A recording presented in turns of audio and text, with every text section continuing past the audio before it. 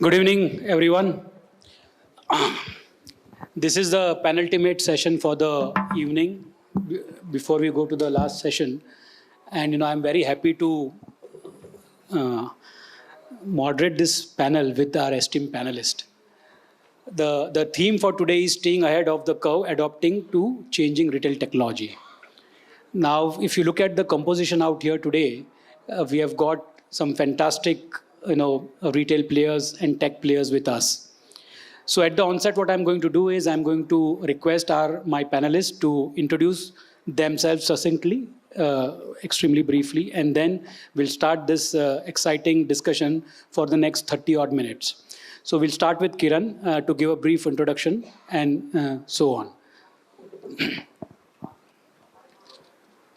Hi, this is Kiran Shinde here. I'm CEO and CFO of PMJ Jewels, and we are a jewelry brand based out of Hyderabad, and we have got our presence across 4 states in south of India.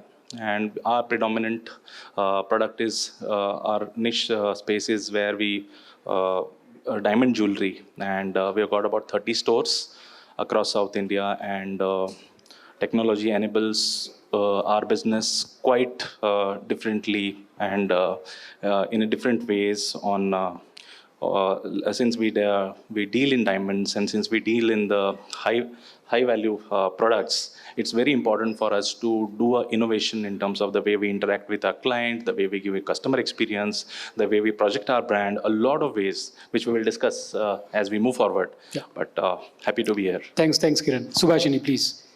For a change, I have not started with ladies first. Thank you. Well, thank you, Hitesh, for inviting me and having me be a part of this panel. So very quick and brief introduction. My name is Subhashini. I am with a company called Reshaping, but more specifically, I'm with EasyTap, which is a POS acceptance solutions provider. We are now part of Reshaping. So we are basically, the technology we provide powers payment acceptance across all different point of sale situations. Thanks. Vikas.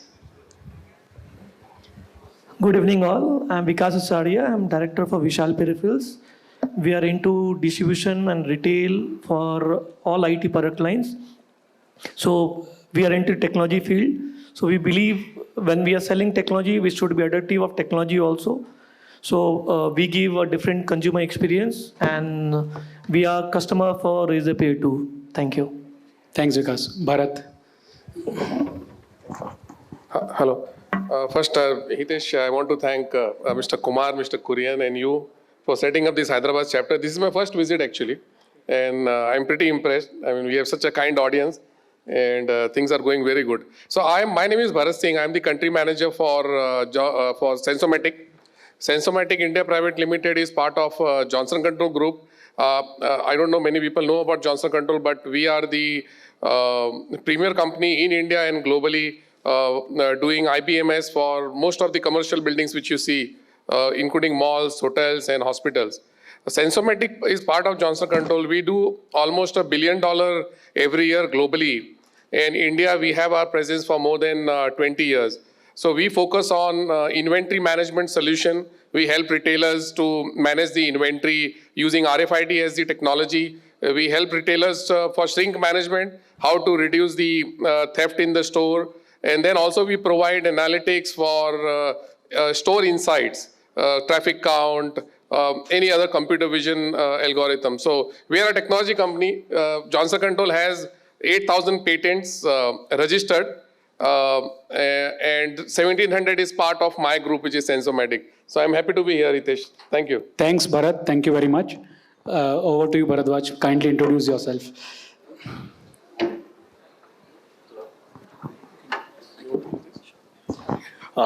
Good evening, one and all. This is Bharadwaj. I represent a company Sai Silks Kalamandir, also known by our brands Kalamandir, Kanchipuram Varamahalakshmi Silks, Mandir, KLM Fashion Mall.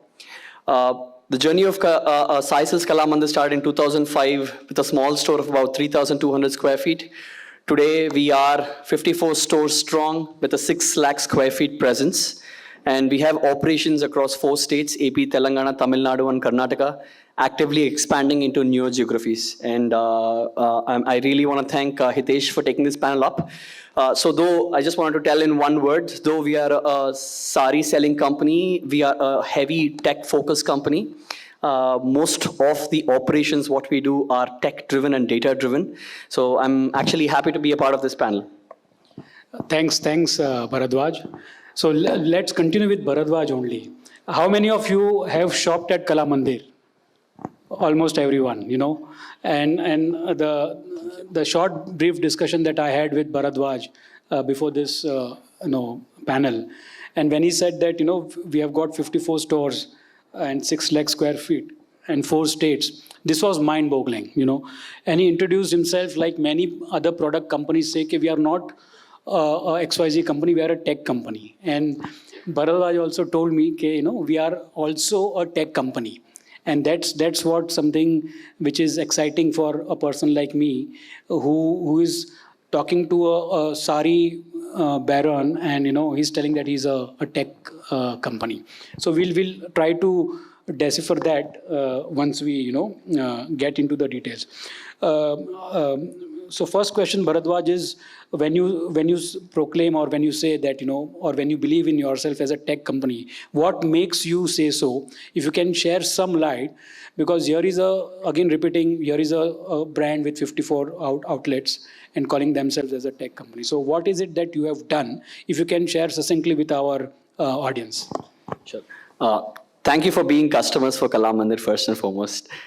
Coming back to your question, I think the importance of technology plays a vital role in terms of expansion. So though we started using older and industry available solutions, we soon realized that these available softwares need a lot of customization with respect to the changing business dynamics in the retail field.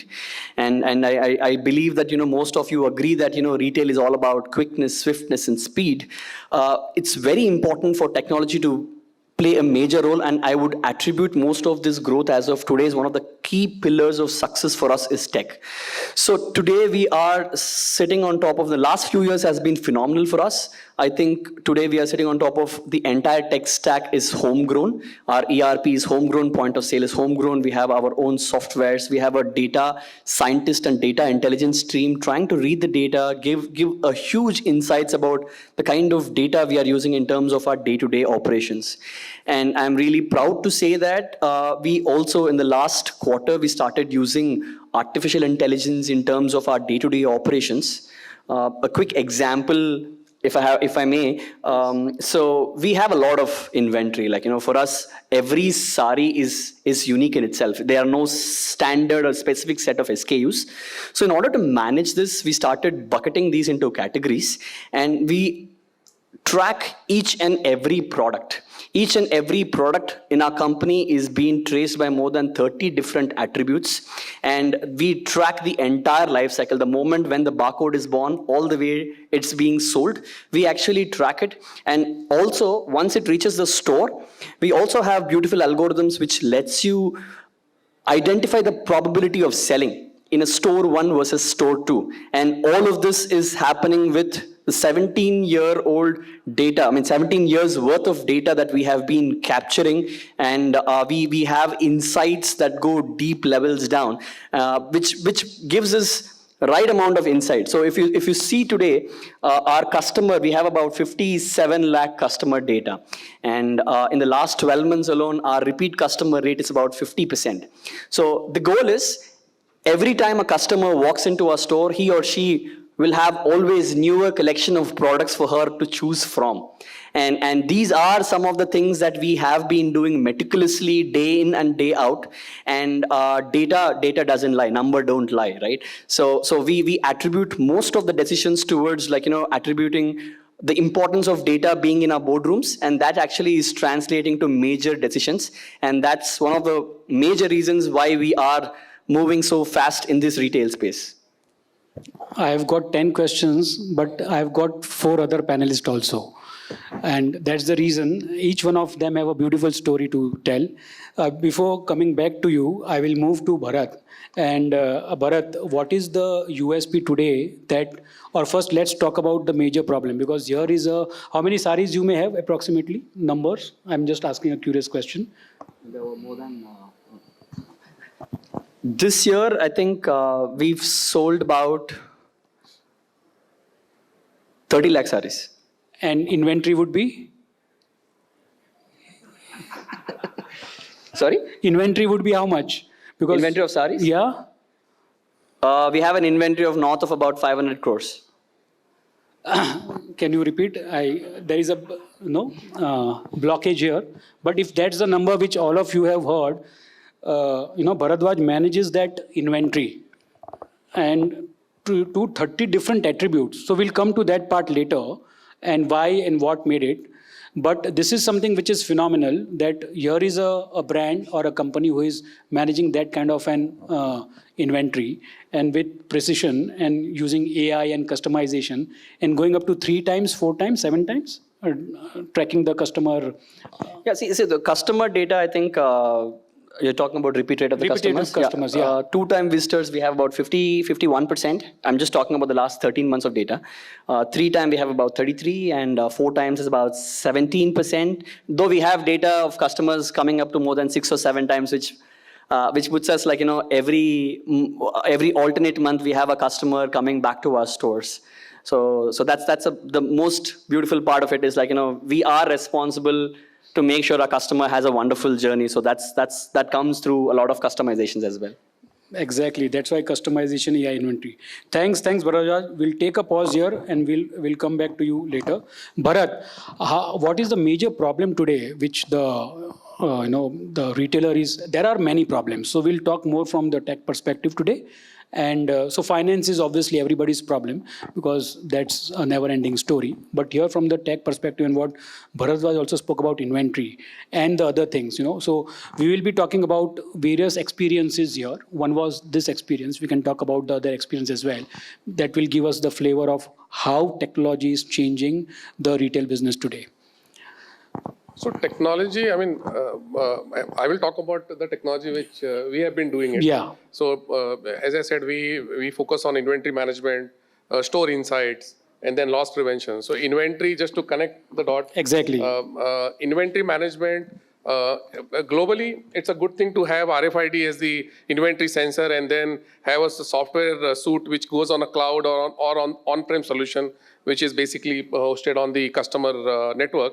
Globally, as Sensormatic, I want to make it more general rather than company focused. Yes, please. So globally, there are bigger brands. There are some brands globally which we are doing. So we basically supply them RFID labels, RFID tags, RFID hard tags, as well as completely deploy the software suite. So customers like Zara, Victoria's Secret, bigger one would be Renner. So yeah, out of those 3 names, couple of them we do. But there are other competitions also who basically work with them. So they are investing heavily. But India, when I look at, because my area of focus is India. Yeah. India, the price point of RFID is basically a road blocker. The RFID sensor, which started 4 years back, 10 rupees per sensor. Now it has reduced to 4 rupees. But still it is not attractive because when a retailer, they look at RFID sensor, they compare with the price ticket. So a price ticket, the price label, which get printed, it costs 75 paise to 1 rupee. You can get a better one at 1.5 rupees. So the gap between 4 rupees and 1.5 rupees is very big. So that is a no-show, a road blocker for retailers to immediately dive into using RFID sensor as inventory. So the new trend which is coming now for such high growth countries where, one thing we have to understand that India, the number of SKUs, like sir said, that 500 crore inventory. So there will be so many products at the warehouse. India differs from the high growth countries, right? Countries like US or North America where the products quantity is less. India product quantity is higher. So to deploy those RFID sensors, it doesn't fit the cost. So for that, there is a new invention which is going on when how do we have a hard tag where the same tag can be used 20 times. Or 30 times. So that tag will cost 10 rupees, but because you are using 30 times, the cost is maybe 1 rupee or 1.5 rupee. So it matches the price ticket. So that is the trend which is coming, and not only Sensormatic. We are actually invested heavily in India. We are opening up a R&D center. We already hired almost 100 folks, and we are going to open manufacturing also in India soon to manufacture those tags which we can recirculate. But there are many other companies also who are going into this path. So this particular thing coming in, I think it will be more viable for Indian retailers also to leave the barcode way of doing inventory and use RFID, because with that you can do inventory every day. Today the inventory cycle, on an average, retailers take 3 months or 2 months or 3 months to do inventory of their store. With this technology, they can do every day. Every day? Yeah, every day they can do inventory. Good. Thanks, Bharat, for this information. With this, we go to Kiran. And Kiran, as a CEO of PMJ Jewelers, again a very niche category. And Kiran, how do you give me an example or something where you use technology in your organization for customer facing or internal, whatever suits you? Because here we would like to draw a benchmark. As a jeweler, what is it that you are doing innovating? Right. So apart from our 30 stores in India, we also have got business in the US. Okay. And we have been consistently doing business in the US for many number of years. But it is virtually not possible to have 1 or 2 stores in the US because it is geographically spread quite a bit. And it is very difficult. So we adopted a model of doing road shows. We recruited people there doing road shows and all of those things. In this whole process, what was happening, we were not in touch with the customers continuously. And with the kind of customers that we have, they are slightly HNI, ultra HNI, where we deal with them the way that doesn't. And our average ticket size is also quite high. Approximately? Approximately in the range of 2.5 lakh rupees. Okay. Quite high. So when we thought of, we did some brainstorming around it, how do we stay in touch with the customers in the US continuously? We were thinking. So an idea came up where we should do a digital thing, which can be scalable, which we can reach out to the customer at a click of a button and do all of those things. But we thought to do that slightly differently, which a conventional e-commerce doesn't do, but we thought to do something which we did a video-assisted sale process. We came up with a video-assisted sale process, which is basically a pre-recorded video is made of a jewelry, which is a very close to a true touch and feel kind of experience for a customer, whereas a salesperson is assisting the consumer about the product, about the look and feel of the product, how it would look on a model, how it would feel, and all of those things. And that actually clicked really well for us. And that gave us a scale also in terms of staying in touch with the clients, with the customer. And you go to our website, you go to any of our social media page, that will direct the customers to this platform of our video assisted sale. And that has also given us a scalability to do the business in the US, but that also worked for us in the pandemic. When the pandemic came up and the entire, globally, the retail was shut, we were able to continue the business through video assisted sale. That actually helped us quite a bit. And that, since then, the business dynamics have changed. All of us know, all of our businesses have undergone dramatic change. The way businesses are done, the way businesses function, the way we respond to the things. And today, 8 to 10% of our business comes from video-assisted sale, directly or indirectly. 8 to 10% of the sale comes from video-assisted sales. How many of you are doing video-assisted sales or sales through video, whether it's WhatsApp or anything else? 1, 2. Kushal, you are not a retailer. Oh, good. 2 of you all. Okay. 3. So actually 2. So this is where it is. And can you give what's the scale of your pricing of your SKU? Because what normally the perception is a low priced product is easier to sell on video. But when you are going for a bigger ticket size. No, not video. Okay. You do a conventional e-commerce, a ticket size beyond 10,000, 15,000, it is very difficult to sell.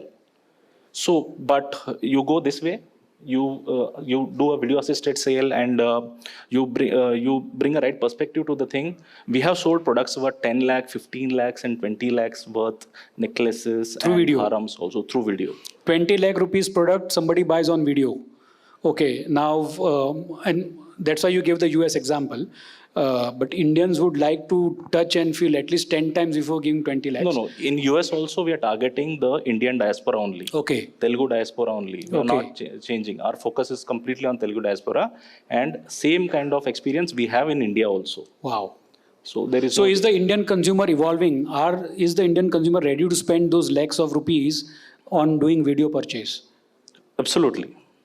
Absolutely. And when has this trend started? Post-COVID or how? So we started doing this post-COVID in India aggressively. Okay. So even before COVID, it was there for the US customers and the customers in India as well. But that actually pushed us to do it more aggressively, because all of us were pushed into that kind of business. Even Bharadwaj would agree to this. Then this is fantastic, video assisted sales process, and 8 to 10% is mind boggling. Like it's a different new channel for doing. Jay Kumar sir, you must be agreeing with this. Yeah. Vikas, any similar experience from a tech or video perspective that you would like to share? Yeah, thank you. Actually, I'm happy that I'm part of this panel because technology, and since we are technology provider in terms of hardware, and good opportunity for me to have better reach. So now we believe on ACE, that is availability, community, and experience. Now, availability is the way you should have good range of product, you should have good solution to it, not only product, including solution. So we believe and we deliver product along with solution. Then next one is your community. So yes, his point is same here. So we do community building we have esports activities. We do lots of esports events. We go to different colleges from the root level. That means student, when he is in college layer, he is engaged with us from that layer itself. We have database from that. We engage with them. We work with them. And few of them come to us as interns also. And we help them to complete their project in different aspects. So technology-wise, we help them. Now, we are working with lots of influencers. If you see now, influencer marketing has taken a big shape. So we have lots of YouTubers, or you can say small-time influencers who have become big today, all because of just speaking on the usage, how the product is, how they feel on the product. And while they speak, our sales also increases. Good. So that gives authentication to customers, and when they see reviews from hundreds of different people on the same product line, it's doing good. So they really come back to us and say, wow, let me have this same thing. So next thing is experience. So we really give them nice experience. So unlike previously IT industry, you should be like a tough, just go, purchase, come back. Now we have created a good ecosystem of experience. That is, when a customer walks in, while buying, he might be coming with family. He can do gaming free of cost. He can explore latest technology free of cost. We don't charge. Like a photographer, when he walk into my store, he can do the editing of his job free of cost in my store. A VFX company can do editing in my store. A 3D company can do rendering in my store. All this is free of cost. Now, why we offer this? This adds lots of value. This adds lots of confidence on the technology and the product what we sell. And in return, it gives us huge volume of business actually. So the sampling part that we are used to in the FMCG sector has been converted in this avatar for a CDIT company. Free internships, free usage of technology, come to the store, use it, and that's where I think the availability and the community building, for example, college example was awesome. And ultimately influencer example, all this is use of technology. And that's what we are discussing. Gone are those days where आप बैठे रहोगे और customer आएगा. वो तो आएगा जिसको आना है, लेकिन जिसको आना है वो आएगा. आप किसको ला रहे हो, pull कर रहे हो. So the push has gone and the pull is here. And this is what Vikas is doing through influencer marketing. 5, 10, 100 people are writing about one particular product, and that's where the consumer is being affected, and that is a positive effect which ultimately leads to the sale of Vikas's products and services. So nice way of using technology. This is how MarTech is being used, how new age media is being used, is something that we can learn from Vikas. Thanks for that. Now, Subhashini, this is for you, that what do retailers need to think of when opting for technology? And that is for the present and the future customer journeys, right from pre-discovery, discovery, and the post-purchase. And how can you have these seamless integrations across? Yeah, so I think you almost answered the question, but no, you'll have to I'll get into decode it. Yeah. No, absolutely. So in my mind, I think the most important thing when it comes to opting for technology is always put your customer first. Don't adopt technology for the sake of adopting technology or because the next door store owner is doing so. Ultimately, it has to work for the customer, and it has to be unique, as Mr. Kiran mentioned, how they are using video assistants for, so that's a classic example, right? So because they clearly had a need where they wanted to cater to overseas customers in a very geographically dispersed country like the United States. So always think of customer first. In fact, I was just reading an interesting brand in the US called Airwalk, which is using augmented reality for selling shoes. So what they do is, if you remember the game Pokemon Go, where you could see characters and hunt them, so they were allowing consumers to actually try on sneakers in near a beach side, or like simulate like a gym environment. They didn't even need a store. Like imagine doing that. So as I said, because their customers were young, their customers were the kinds who were very outdoorsy. So rather than pulling them into the store, they took their product right up to the beach side. So I think the number one thing to remember is always keep your customer front and center. And yes, as you said, don't think of the customer just today, but think of what he is likely to do tomorrow. So if you are an offline merchant, then tomorrow you might want to enable the online journey also. So think of it together. The second part, which you said about integrations, is so don't look at it as, okay, I have to integrate with my existing system, which could be a billing system today.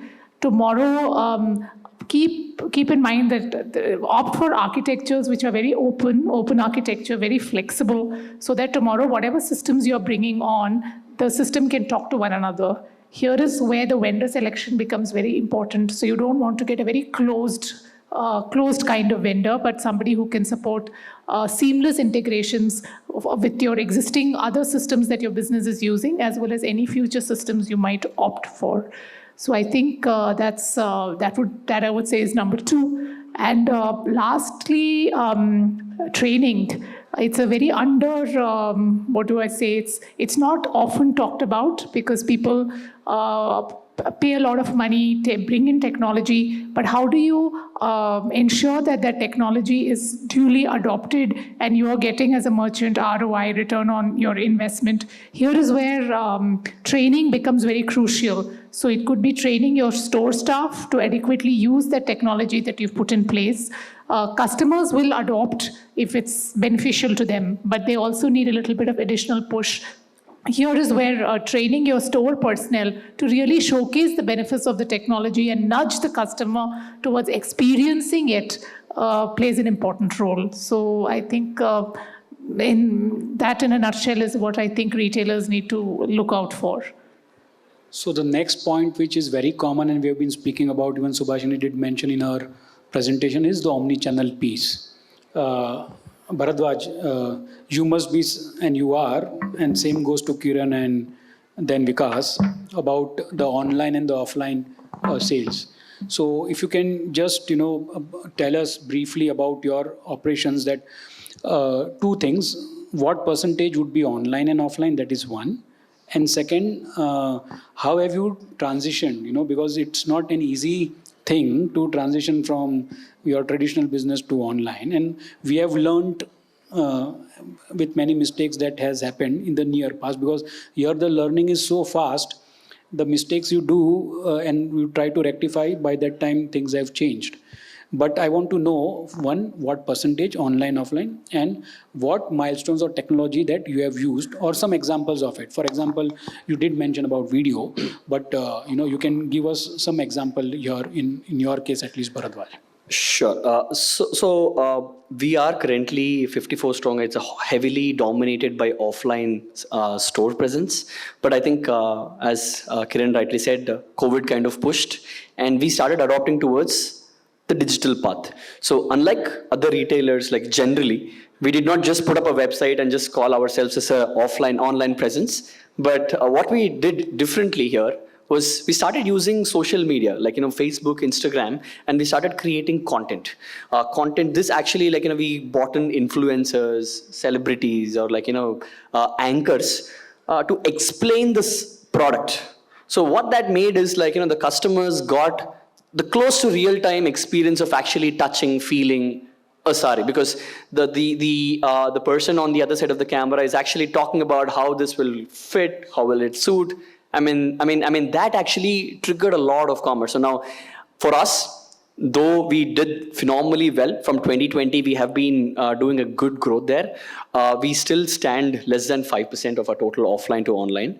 But the traction is that. So now that we know we've got a lot of content, and that's actually generating into video-based sale. And we currently use all sort of social media to make sure that our online presence is actually there as well.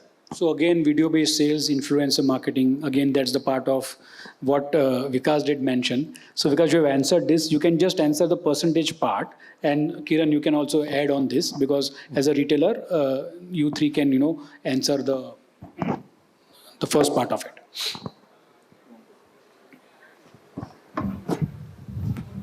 So what we do generally is like influencer marketing, and how offline and online is mixed for us is, see, we have lots of challenges from deep discounting from brand like Amazon or Flipkart sometime, and that's really hurts customer. Last season it hurted, I can say 1 year down the line. But this season now what happens, the moment they give more discount, my vendors have also agreed to us, and they started giving us the same price.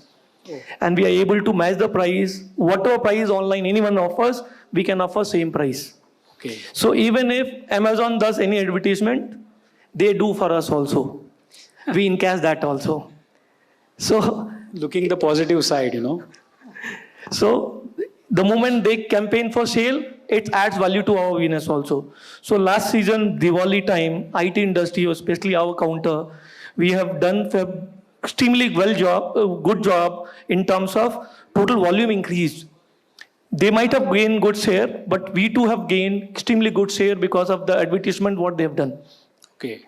Same way, so customers, what we suggest them is through our website or through third-party website, you gain the experience. Come down and see the physical experience. And when you compare the product, like a customer is eager to buy Apple Mac notebook, but he is not too good to use that. Yeah. He is too good to use Windows. Yeah. So we have facilities, we say, okay, take Mac, take Windows, experiences for 1 hour, 2 hours, 5 hours, US. Sit inside the store, check it, and then he decides, no, I want to go back to Windows only. So right decision of right purchase is very, very important. So customers are saving lots of money because of that. Instead of wasting product, keeping it a junk. See, any electronic item what you buy, if you're not using it, it's actually a junk. Tomorrow the technology get outdated. So instead of wasting your money, we suggest, and actually that have gave us good rhythm, and really we have gained much beyond because of that. So all our retail stores, we do lots of training to our internal staff, make sure that customer gets good satisfaction because of our retail experience, what they gain. Excellent example. This, unfortunately, Kiran can't do, use it, that 10-20 lakh ka har, he cannot give. Kiran, so everything is not for everyone. Having said that, see, he is not, one good thing that Vikas is doing out here as a marketer is not losing out on a customer. Okay, somebody comes with a mindset that I would like to explore a Mac, but he is not comfortable. You are giving him time to experiment and use it. 1 hour, 2 hours, the way he's told, 4 hours, 5 hours, better store mein, use it and then decide for yourself. I think this is something which is very, very pragmatic, which many of our forefathers also used to do. कि आप taste करो जो अच्छा लगे वो ले जाओ. So this is exactly what's happening at the tech. But seldom people do these kind of business practices. I think more and more people will get into it because it's ultimately how you use tech, and the other part that he mentioned about was the price matching, that I am ready to give you the price what Amazon is giving. You come with that price and I am going to match it. So another way how he is fighting the giants, and he used in Diwali, we did excellent sales. So that's the proof of the pudding that whatever business practices he's using here are successful. So thanks for those insights, Vikas. Yeah, Kiran, you were supposed to say something. Yeah. So in terms of the sale that is coming from our video assisted sales, 8 to 10% that we are happy with, and we are very keen on keeping it offline. That clarity of thought is there for very reason about the customer experience. The customer experience thing is something that is prime for us. So there we are adding a lot of flavor of technology in terms of our innovation in CRM, the way we segmentize our customer, the way we analyze the data, the way we do the targeted marketing, and all of those things. But the idea is to stick to the customer experience part of it. And also I forgot to mention in the last time when I was talking about video assisted sales, the video assisted sales process is also, you have visited our store, you have seen. So we have tried to replicate our store experience in the video assisted store as well. The only thing that is missing there is the tea and coffee. Otherwise, everything else is exactly replicated in our video assisted sale process also. Having said that, a lot of technology is being used in business enablement in terms of our CRM, in terms of our data analytics, and most importantly, our inventory management. As we speak, we are developing a very good application or a platform that is actually helping us do a very good data analytics in terms of our designs, in terms of the way we look at the design, the way we should forecast our sales, and we optimize our inventory so that the ROIs are better on the whole thing. So business enablement has, in terms of technology, has been tremendous. Like Bharadwaj also said, we are utilizing in our backend tremendously in all the functions that we do. But in terms of our front end, in terms of our customer experience, we are using it very carefully and making sure the customer experience is best, and we improvise it as we go. Thanks, Kiran. Subhashini, this question is for you before I come to Bharat. What should retailers look for, in an omni-channel strategy that, it's a win-win for them, whether, it's offline or online commerce. But what are the key things that they should look for so that they do less of mistakes and more impact in terms of success? Yeah, I'll just step back a little. So this omni-channel has been a word that's been thrown around for quite some time now. But I feel like it's still online and offline are operating in silos. In the West, of course, maybe they've gone a little bit farther, but it's still kind of siloed. So the main thing is to understand that there is a lot of opportunities for synergies between the two. And all that talk about saris actually got me thinking, because I also love saris and do shop for quite a few of them. And I have a tendency to buy cheaper cotton saris online because it's relatively safe, right? I'm not spending more than 1,000 rupees. But when I want to buy something more expensive, like a Kanjivaram, I would walk into a store. But my customer, for the store, I am a different customer offline and a different customer online. But ultimately, I'm the same human being. I'm the same individual, right? So imagine if the store could create one single customer profile for myself and really track my behavior across both channels and serve me promotions or whatever it is that you want me to sort of consume and act on that information. It should be actually combining both of them, right? The reason I'm not going and buying a Kanjivaram sari online is because I want to be sure. I want to make sure the color and, in saris color, what it looks online versus what it looks in the sun versus what it looks under the showroom lights are three different things. So that's why I'm not buying it online. But all the promotions or whatever, what are you most likely to buy in the online emails which I would get would only be focusing on the cotton, the cheaper variety. So the merchant is really losing an opportunity to upsell to somebody like me by really creating a unified customer profile of a consumer. Because irrespective of where he or she is shopping, it is the same person. So that I would say is one. Then there are many, many other things. Like for one, from a merchant point of view, have an look for a vendor that's giving you an integrated dashboard. So you are able to track all your transactions, refunds, returns, whatever it may be, modes of payment across both online as well as offline. So you're not wasting your time, you're not wasting your personal time. So that would be, I would say, number two. And this one, the inventory piece, again, this has been often talked about, but still we have a ways to go, headways to make, is opportunities where a customer can buy something or select something online, but be able to walk into the store in order to try it out and buy it. So that could be one. Or offers, if you're doing a buy one, buy one, get two off or something like that, I should be having the leverage to split that between my online shopping and my offline shopping. So ultimately, it all ladders up to giving a superlative customer experience. So when it comes to Omni, that is the power of Omni, right? You're getting unified experiences irrespective of channel. Sure, I think you hit the nail on the head. One question that came, and this is for Bharat, that you also used the word inventory. You also used the word inventory with a small number of 500 crores. Bharat, how can you, because this certainly, struck me, that how can you prevent anti-theft, or how can you prevent theft and use anti-theft technologies in these kind of environments for retailers, whether it's because hundreds and thousands of SKUs worth XYZ hundreds and thousands of crores. So is there the technology? Can you give what's the latest there? I'll be very quick. So I can share some of the programs we are working in India with some of the retailers. Vikas said about electronic retail. Yeah. So I can give that example. So we are working with one of the largest mobile company in the world by market cap.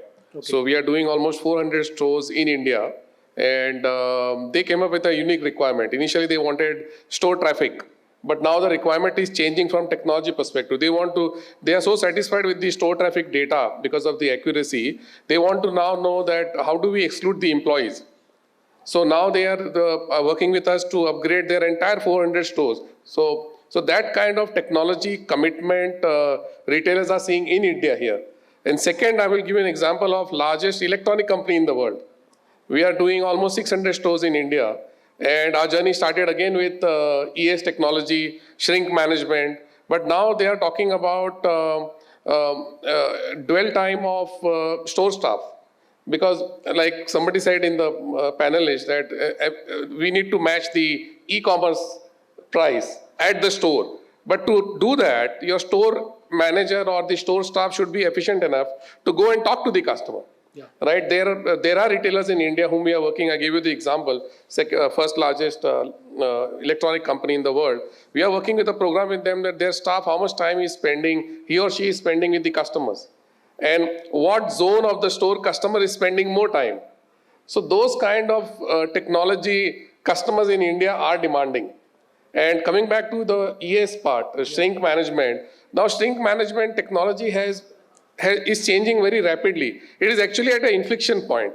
Shrink management was nothing but put a acoustic magnetic tag on your merchandise and put some sensors or pedestal at the gate. Now the same investment, Indian retailers, we are doing one program in South India also. They are talking about, they want to use the same pedestal to see when the store is getting opened. What is the store open time? What is the store close time? Which cluster of, say, Hyderabad theft is on a high? So all that data we can provide to that retailer, because we are just connecting the old technology which they are already using on network. And on cloud, we are analyzing with the algorithm, and we are providing all that data to those customers. So India is now becoming basically a technology center for global. So some of the technology which we are working in India, we are trying to implement globally also. And yeah, please. I'd just like to add one important point since you brought this up. So thanks to you, what you're doing here with respect to tech in the stores. I'm in few of our stores, we started implementing this tech already, and it's quite insightful, right? Like, we are able to identify like heat maps, what's the time of the customer coming in, going out, what's the typical employee engagement rates, and again, AI plays a major role here in this particular piece. So it's actually, what it does is like, once when you start scaling up, like, from one store to 54 stores or like, going forward, it's very, very crucial to make sure that, you're able to manage each and every single piece at a square feet level. So today, optimal usage of square feet, like I think the most retailers would like to say sales per square feet, right? So if you're able to like, monitor that to the minutest level, I think that will give huge wonders.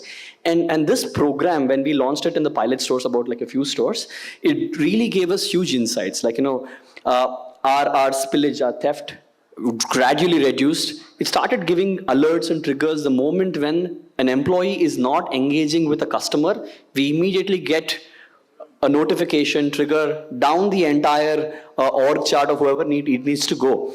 And that brought a lot of accountability on the employee side.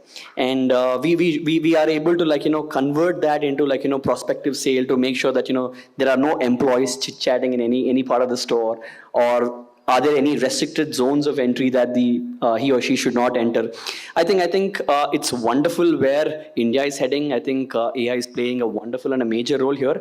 And I think a lot of retailers will and again, it all comes down to affordability as well. I think these solutions currently are not very, very much in most of the stores, but I think sooner or later, most of the retail stores will have to adopt to this technology to make sure that they get that extra mile, they get that extra productivity in each and every store possible. Thanks. We are completely out of time. Any one question anybody would like to ask before we just say thank you to our panelist? Okay, Kushal, please. Last question, may I? I'm going to just start, in fact, not with a question, but I think just the fact that these are second, third generation entrepreneurs in India running their businesses. And I think it's overwhelming to see such vast amount of, I think, tech knowledge that you guys sit with as well. My question is sort of, I think, with so much tech around, right? What is that one piece of advice you'd give someone like yourself to be agile, to be knowledgeable of tech, because it's changing dramatically, and you leading an organization at your age and such a large organization is going to sort of solve for, I think, opportunities across everyone sitting out here as well. So just one piece of advice, how do you keep yourself agile in tech? So, only one piece of advice, and that's the final conclusion, which I was also supposed to do. Thanks for doing this, because that was my last question anyways. But the word agility has come. So quickly, one words or maybe one sentence would be sufficient. Quickly. I think that discovery phase and pre-discovery phase is there. So now most of the tools and technology that are available in the market are overlapping with each other. Like there is one solution that's coming up and another company is doing half of it and half of that. So what we need to do is like understand what the exact requirements are and be able to like adapt to the technology. On the other side, training also plays a major role. I think these two things, to understand the requirements better, to elicit the requirements better and adapt to the technology is one key thing that I would look at, and constantly be open for change, open to embed new technologies. Please do not look at technology as an expense. Please treat it as an investment. Thanks. Quick one. So my submission would be that what we do with our customer is that at the first stage we work on the ROI. So any investment, whether it is technology, the return on investment should be upfront, and with that agility comes automatically. So if the retailers are seeing that on a plan that hey, this is what they are going to invest, and this is what maybe return on investment is 18 months or 2 years, but they should be very clear on that. So investment. Yes. Yeah, so there is so much of technology out there and all of those things. My piece of advice would be, which I talk to being CFO myself, the thing I talk to my technology team is basically have a clear goal defined, have a clear budget defined, then start working on it. That is the only thing that I tell people. Then the ROI is calculated when the goal is defined. you know what the ROI is going to be, what the budget is, because financially and mentally, it is going to be extremely draining if it doesn't go the way it has to. Investment plus CFO भी है and CEO भी है. Yeah, I think everyone's captured pretty much everything. I was going to say, be curious and keep an open mind, because I think your question was, there's so much out there, how do you keep abreast? So always be curious and be open to tech. Thanks. Last one. Vikas? For me, we should always think and behave like a child, ready to learn, ready to adapt, and understand what is required by your customer base or your supplier base, to actually understand the ecosystem, think and then act. Thank So you. you also fall in that curiosity. Yes. This curiosity, investment plus ROI. So that's the thing for technology. Thank you very much for being a patient audience. Thanks, to my esteemed panelists.